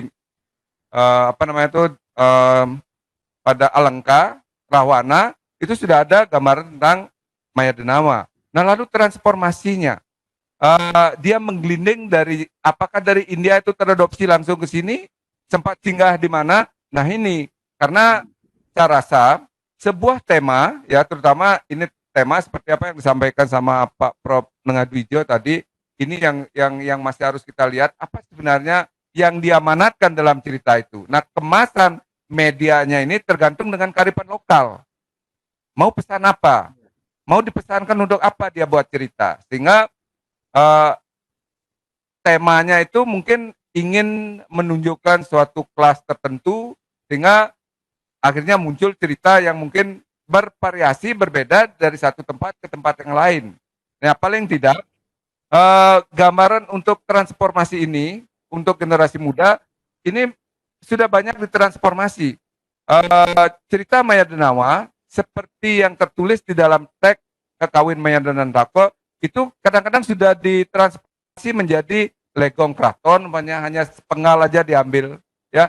Kemudian dalam pemutaran film, ya, ini diinkronisasi, ini sudah ada peran-peran yang menjadi peran pendukung, ya, peran sekunder yang tidak lagi seperti apa yang ditulis di dalam cerita yang utuh. Nah, ini yang maksudnya ada pengembangan-pengembangan dari sudut pandang atau penikmat karya untuk berkreasi. Sehingga dalam konteks kebudayaan Bali, paling tidak dalam tataran ideologi religius itu masih tetap diyakini bahwa Tirta Empul itu adalah air suci yang diciptakan oleh Bathara Indra. Tetap walaupun kebenarannya belum tentu, itu masih tetap menjadikannya benar nggak Bathara Indra membuat Tirta Empul. Ini pesan yang disampaikan itu tetap melalui sebuah media cerita. Karena bagaimanapun sebuah cerita, kalau kita bisa lihat, ini berfungsi sebagai bentuk pembentukan karakter. Pembuatan karakter, pembentukan karakter sebenarnya cerita itu.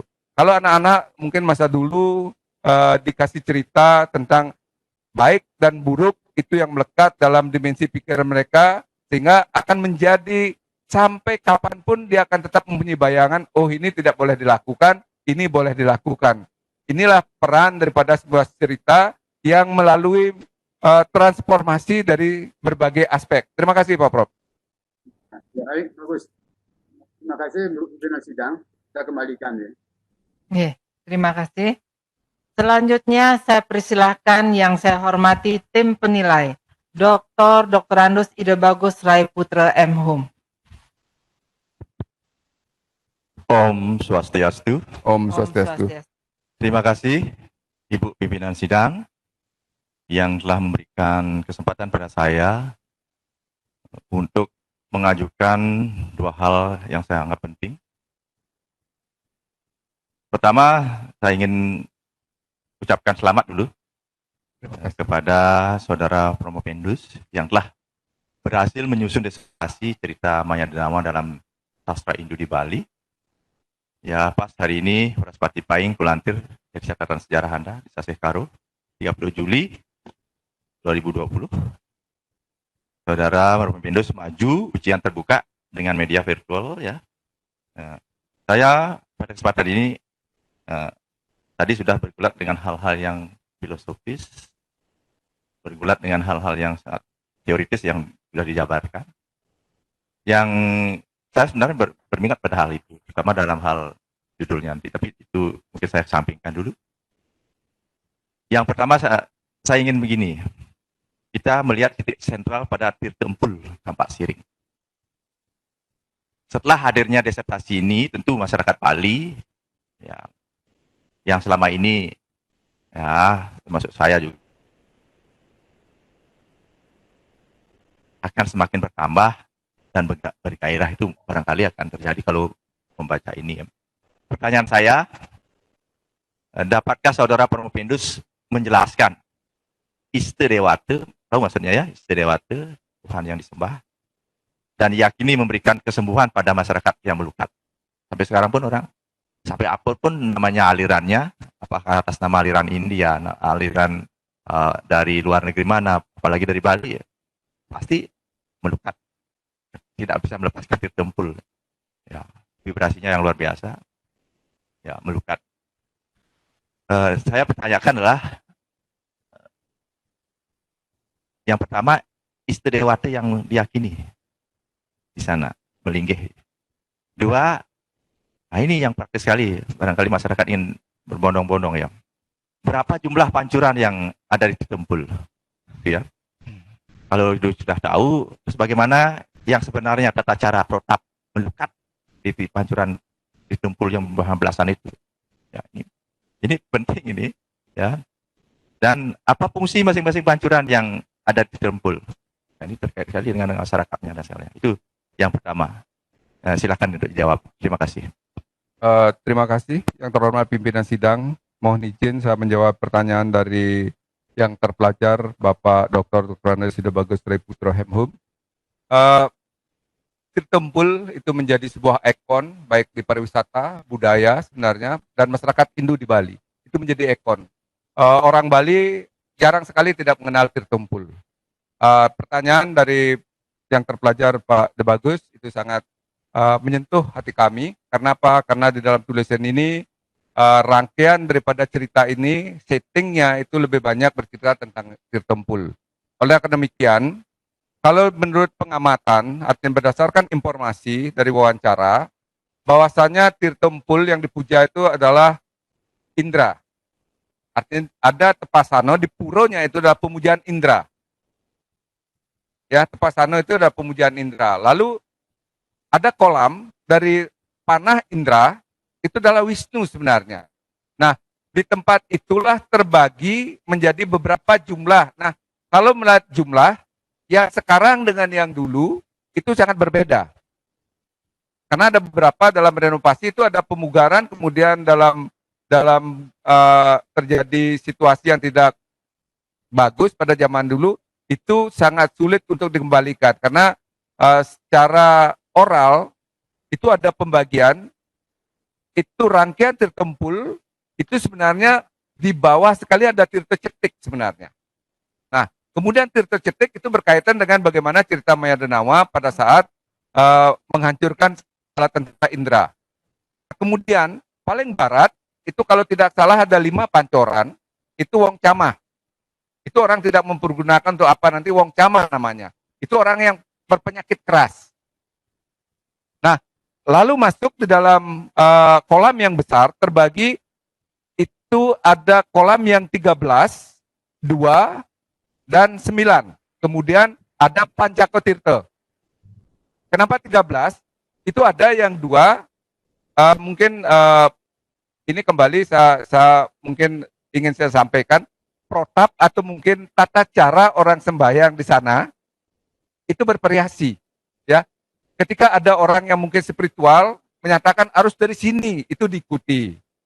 Ya, dari barat ke timur. Ya.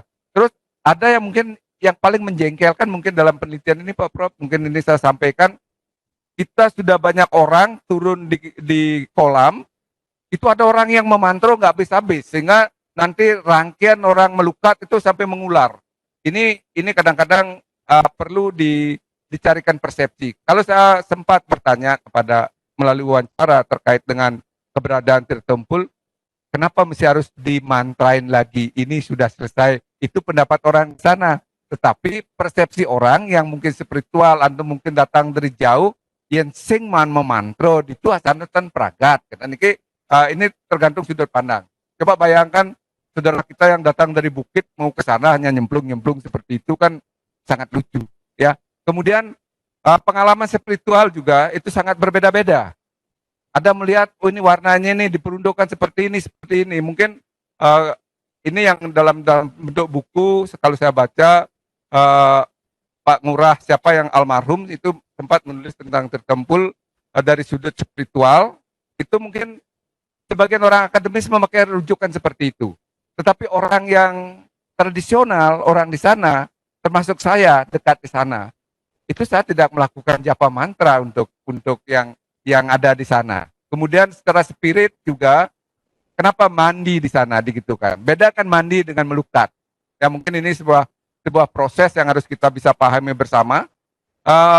Secara awam orang datang ke sana menyerahkan kepala terus dikocok-kocok. Kenapa harus dikocok-kocok? Ya, ini orang spiritual. Lebih baik kita pasrahkan aja, kita memohon kepada Kalau memang umpamanya harus di kepala, ya kepala. Kalau harus kebuyur semua, nggak usah dicuci. Kalau mandi di kamar mandi, itu orang spiritual. Ada lagi spiritual yang baru lagi datang. Kalau tidak dapat berjapa, berjam-jam, tidak selesai. Nah ini kembali, kalau kita berbicara tentang yakin, serada, saya rasa tidak akan pernah habis untuk kita bisa bahas. Dan titik temunya, kebenarannya tidak ada yang pasti. Kalau berjapa, bermantra itu apakah sudah benar? Diterima oleh yang di atas? Atau hanya dengan ketulusan mereka datang menyerahkan diri sepenuhnya untuk dipurifikasi di sana akan berhasil? Nah ini kembali kita gini. Nah kemudian di dalam mandala di sana sudah ada dibagi sebenarnya. Yang paling timur itu Pancakatirta untuk orang Pancayatnya, ya. Kemudian makin ke barat itu terkait dengan kemanusiaan. Kemudian Tirtempul itu sendiri adalah di antara untuk Ipian Male dan untuk ke Yatnyo di paling barat itu. Kemudian yang paling barat lagi yang 13 itu adalah untuk kemanusiaan sebenarnya. Itu mungkin sebuah gambaran dan ini perlu ada penelitian karena saya rasa apa yang saya sampaikan di sini di sidang yang terhormat ini menjadi sebuah katakanlah kayak guyonan gitu karena saya melihat kenapa sih orang ke sana mesti harus memantro lebih banyak. Kemudian ada persepsi masyarakat di sana termasuk jero mangkunya enggak usah lagi ke mantro-mantro apa lagi dibawa ke sini karena ini air sudah selesai. Artinya paling tidak setiap pancoran itu sudah ada dimaknai untuk apa. Termasuk di pancoran untuk manusia itu ada untuk misalnya orang siapa orang mati apa tuh pancoran orang jarang mandi di sana gitu dua pancoran itu gitu. Tapi di sudut lain berharap orang pengentas. Ya mungkin saya juga berharap apa sih sebenarnya makna pengentas dalam konteks ritual di Bali. Ya, kalau saya sendiri, ya kalau saya orang takut di pengentas, saya justru mencari mengentas di sana. Kenapa? Saya sudah capek jadi orang yang terhambat. Biar dintas untuk dibersihkan, dibuka gitu kan. Itu persepsi saya. Mungkin ada orang, takut saya mandi di sana nanti seperti mayat. Kan enggak. Ini kan kembali keyakinan. Terima kasih Pak. Mudah-mudahan diberikan masukan untuk kita bisa memberikan paling tidak untuk diri kita sendiri di Pura Tirtempul. Terima kasih. Kalau ini didiskusikan memang panjang ya. Saya juga punya cara-cara yang didapatkan di mata. Tapi yang perlu catatan, indra itu dari urat kata Sanskerta in artinya titik air yang besar. Titik air yang besar. Indra dari urat kata Sanskerta in yang artinya titik air yang besar. Cocoklah. Indra kan gitu. Ya silakan kembangkan ya. Dan caranya itu memang paling barat tak boleh kalau kita tidak berpergian jauh. Yang kedua adalah dalam konteks kebudayaan Bali ke depan. Ya. Nilai-nilai ataupun pokok-pokok pikiran apa saja yang dapat direkomendasikan dari penelitian yang dilakukan. Ya. Nah, terlebih nanti dikaitkan kita belum lupa dengan Undang-Undang Nomor 5 Tahun 2017 tentang Pemajuan Kebudayaan. Pemajuan Budaya Nasional Indonesia dari Bali. Ya. Bisa tidak dijelaskan apa dari temuan ini bisa untuk dijadikan rekomendasi untuk suatu pemikiran tentang pokok-pokok budaya yang 10 itu. Silakan. Terima kasih terkait dengan pertanyaan Pak terpelajar Dr. Ide Bagus Rai. Saya sebenarnya ingin menyambung ya apa yang saya sampaikan. Sesungguhnya cerita Maya Denawa itu masih sebenarnya mengadopsi dari unsur kebudayaan. Kemudian dalam era sekarang sebenarnya budaya kita tergerus ada beberapa faktor yang menggeruskan. Ada faktor ekonomi, ya itu membuat kesenjangan. Kenapa? Karena ketika ada faktor ekonomi pariwisata yang bermasalah, ini akan menjadi berdampak kepada aspek di sana. Nah kemudian berkorelasi dengan ideologi. Nah bagaimana sebenarnya yang mampu terimplementasi di sana? Apa yang kita bisa pesankan kepada ilmu pengetahuan dan masyarakat? Awal kita sudah sampaikan bahwasanya paling tidak cerita ini akan menguatkan sebagai bentuk pemeliharaan daripada situs di sana. ketika kita masyarakat Bali masih percaya, yakin dengan bahwa ada cerita tentang Maya Denawa, tentang ada kosmologi pembentukan, ada ideologi teologisnya, saya yakin ke depan Tirtumpul dan semua jajaran di sana itu akan terawat. Kenapa? Karena kita yakin bahwa air yang nyembur di sana, air besar seperti Indrain itu air besar, itu akan tetap menjadi pusat orientasi kosmologi dan teologis.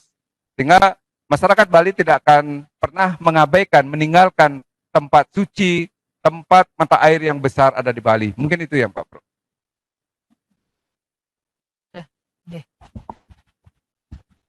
Selanjutnya, saya persilakan yang saya hormati Dr. Iwayan Suwardiana M.Hum selaku tim penilai.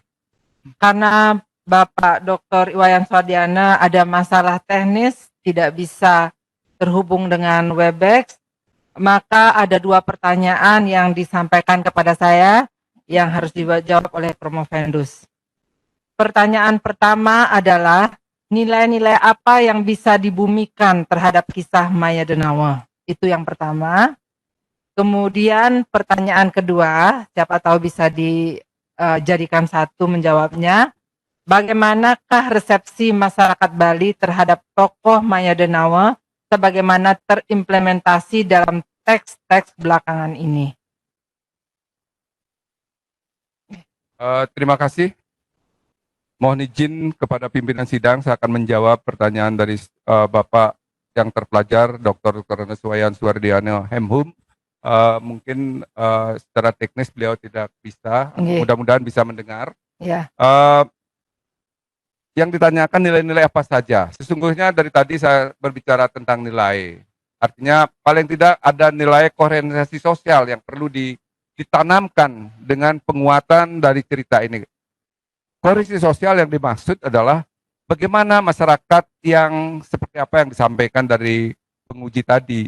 Cerita Maya Denawa ini membuat sebuah mandala.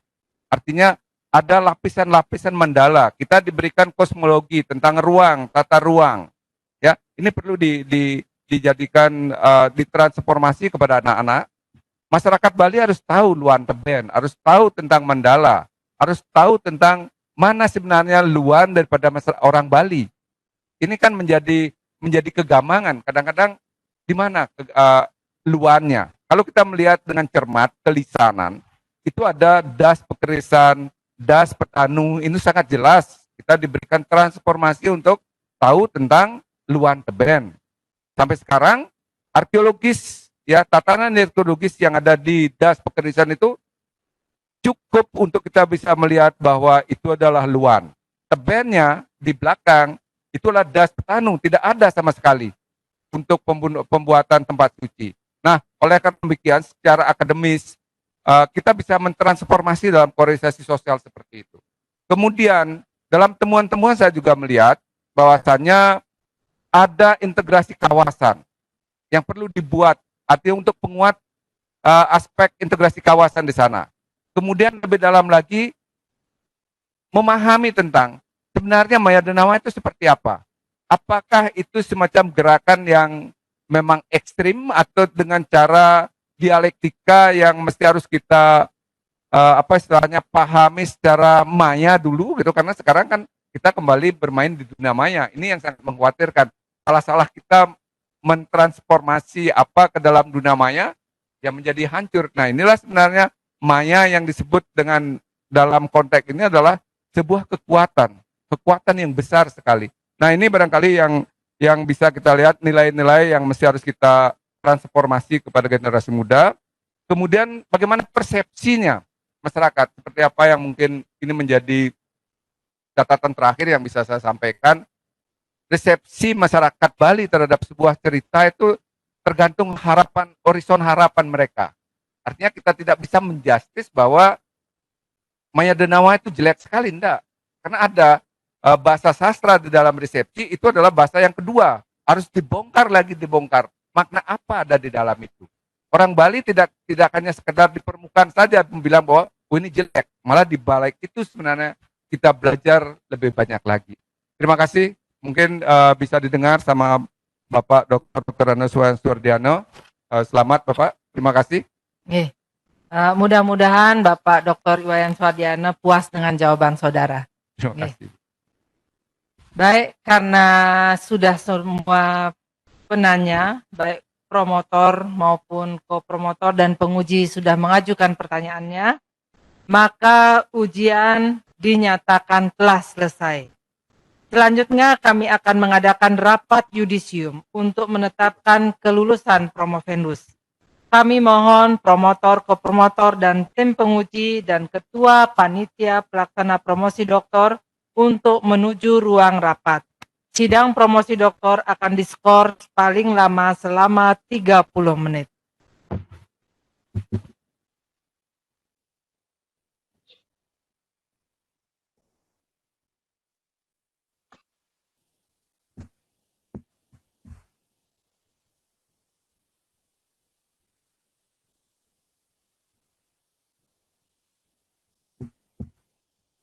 Dekan Fakultas Ilmu Budaya Universitas Udayana disilakan membuka kembali sidang promosi doktor.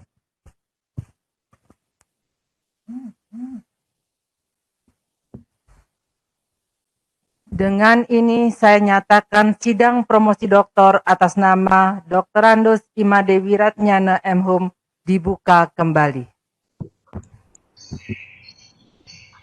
Saudara Promovendus, Dr. Andus Imade Wiratnyana M.Hum, mahasiswa angkatan tahun akademik 2013-2014, berdasarkan hasil rapat yudisium promosi doktor dan setelah mempertimbangkan 1.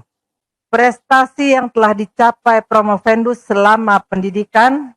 2. Ketekunan dan kesungguhan kerja Promovendus dalam melakukan penelitian. 3. Cara Promovendus mempertahankan disertasi. Dan 4.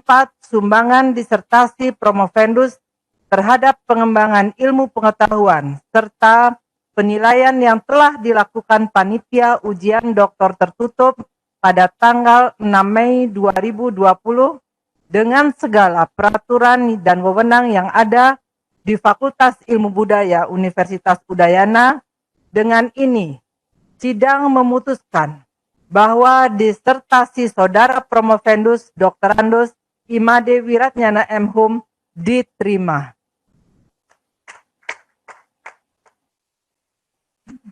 Dan dengan demikian, saudara telah menyelesaikan pendidikan doktor di program studi doktor S3 Ilmu Linguistik Fakultas Ilmu Budaya Universitas Udayana serta dinyatakan lulus dengan predikat sangat memuaskan.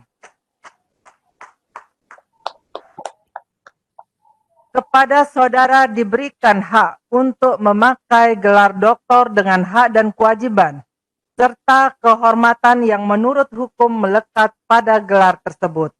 Kami atas nama Lembaga Fakultas Ilmu Budaya Universitas Udayana mengucapkan selamat dan sukses kepada doktor baru kita, Dr. Andus Imade Wiratnyana M.Hum. Saudara merupakan doktor yang ke-96 di Fakultas Ilmu Budaya Universitas Udayana dan doktor yang ke-169 pada program studi doktor S3 Ilmu Linguistik Fakultas Ilmu Budaya Universitas Udayana. Selanjutnya saya persilakan saudara promotor Profesor Dr. Imade Inyoman Wedekusuma MS yang memiliki peran penting atas keberhasilan doktor baru kita mengenakan kalung kepada Dr. Andus Imade Wiratnyana M.Hum serta menyampaikan sertifikat kelulusan dan dilanjutkan dengan menyampaikan pidato singkat tentang prestasi Dr. Andus Imade Wiratnyana M.Hum tentang makna disertasi. Karena kondisi yang tidak memungkinkan, maka pengenaan kalung akan dilakukan oleh Dekan Fakultas Ilmu Budaya dan pidato singkat akan disampaikan oleh Kopromotor 2, Profesor Dr. Inyoman Darmaputra M.Lid. Untuk itu, Ibu Dekan dipersilahkan tampil ke depan dan Bapak Promovendus dipersilahkan tampil ke depan.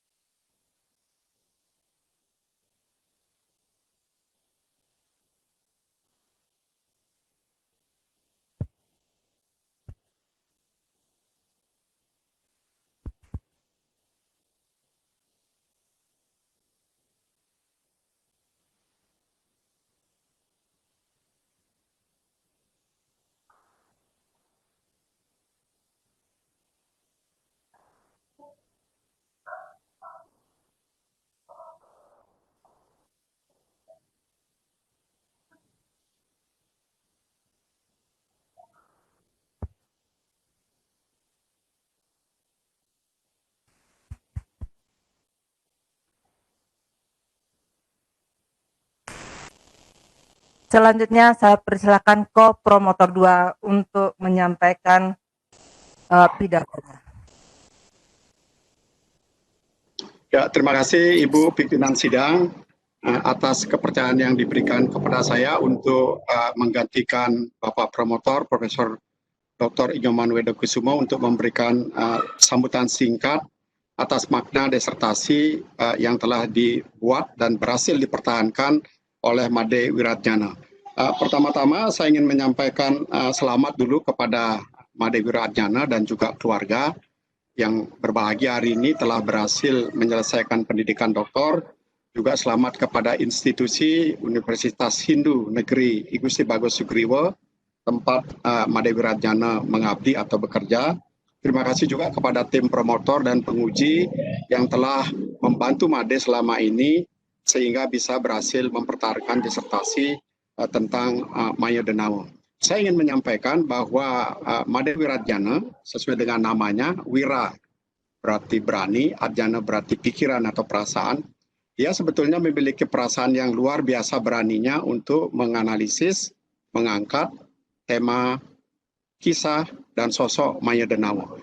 Mengapa saya katakan berani? Karena sebetulnya kisah Maya Denawo ini luas sekali, besar sekali. Mungkin seperti hendak merabas hutan lebat kalau ingin menganalisis tentang Maya Denawo. Meskipun demikian, dengan segala kemampuan, keterbatasan, keberanian, dan kecerdasannya, disertasi Made Wiratjana dengan disertasinya ini telah berhasil menunjukkan beberapa hal yang mencerahkan pikiran kita dan juga segala makna-makna dari Maya Denawo ini yang muncul di dalam diskusi tadi yang disampaikan oleh para penguji.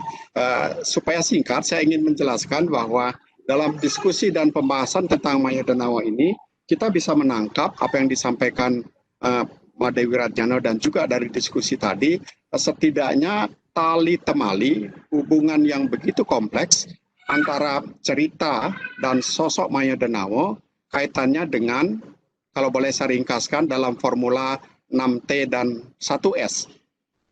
T pertama itu adalah Maya Denawo kaitannya dengan teks-teks sastra yang ada. Jadi kaitannya dengan teks. Itu T yang pertama.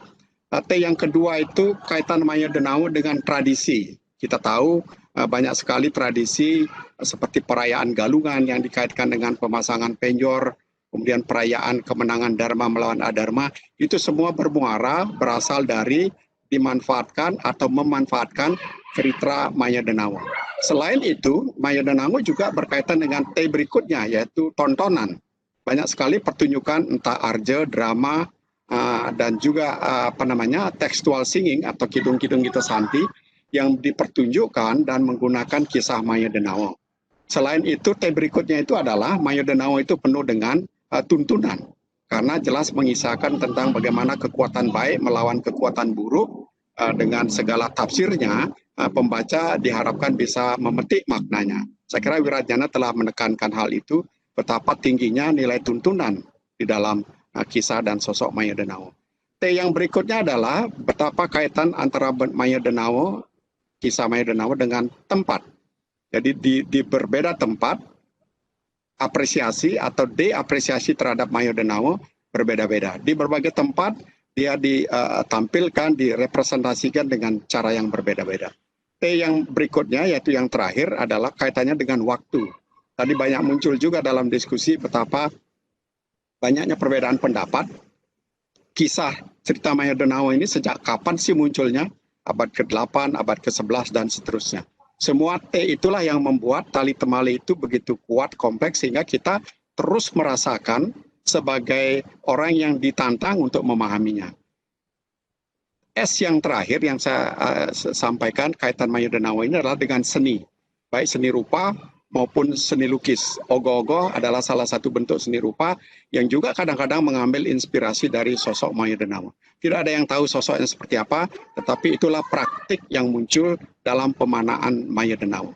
Jadi banyak sekali hal-hal yang masih tersimpan, tersisa yang menantang kita selaku peneliti dari kisah Maya Denawo ini, dan ini bekal kita, para peneliti, termasuk juga Made Wirajana sendiri, walaupun Anda sudah menjadi dokter sekarang, Anda telah menyajikan sekian banyak persoalan untuk Made teliti lebih jauh. Tidak boleh puas dengan apa yang dicapai sekarang, predikat sangat memuaskan, tetapi harus terus melakukan penelitian-penelitian sendiri bersama tim di institusi tempat Made bekerja atau dengan cara lain. Jangan lupa juga melakukan publikasi, karena apa yang Made hasilkan hari ini sebetulnya juga berdasarkan publikasi. Kalau Made sendiri tidak melakukan publikasi, berarti ada utang budi yang terus akan dipikul sampai ke masa-masa selanjutnya. Saya kira itu sambutan singkat saya yang tentu mungkin bisa diperpanjang sepanjang masa hidup Maya Denamo dalam imajinasi kita masing-masing. Sekian pimpinan sidang, atas segala kekurangan saya mohon maaf. Silakan saya kembalikan waktunya kepada pimpinan sidang.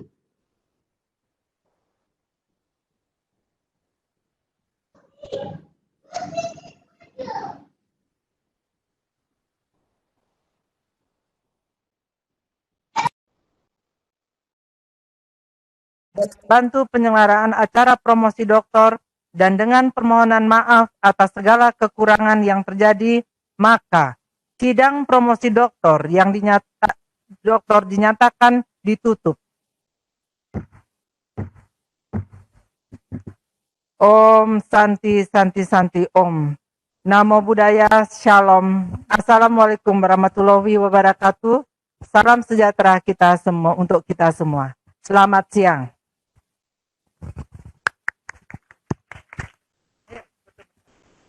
Hadirin yang kami hormati, dengan demikian maka berakhirlah seluruh rangkaian acara sidang promosi doktor hari ini. Kami atas nama panitia penyelenggara mohon maaf yang sebesar-besarnya apabila terjadi kesalahan atau ada hal yang kurang berkenan selama berlangsungnya acara ini. Terima kasih atas partisipasinya. Selamat siang. Om Santi Santi Santi Om.